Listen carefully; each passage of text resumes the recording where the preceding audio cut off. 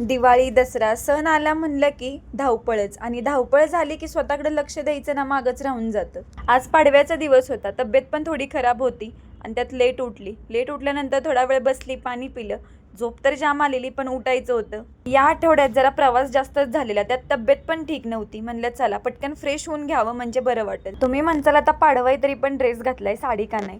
तर आमचा आज जरा वेगळाच प्लॅन होता. अविनाश दिवसभर बाहेर जाणार होता, म्हणलं दिवसभर ड्रेस घालावा, नंतर संध्याकाळी साडीचं प्लॅन करायचं. आणि रांगोळी काय काढणार नव्हती, काल काढलेली रांगोळी छानच होती म्हणून ती काय पुसली नाही, आता स्टिकर लावून दिलं आणि गेली कपडे धुवायला. जेवढी काही कपडे कालची वगैरे होती सगळी गोळा केली आणि धुवून टाकली.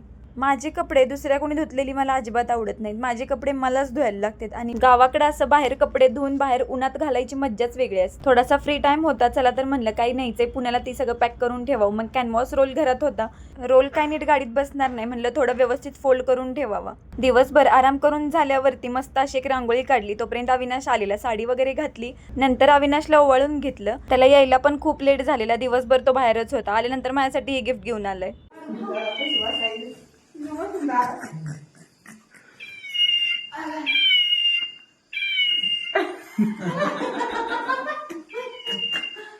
पाडव्याचं गिफ्ट कोणाचं देतं का? गिफ्ट बघून सगळी घरातली हसायलाच लागली.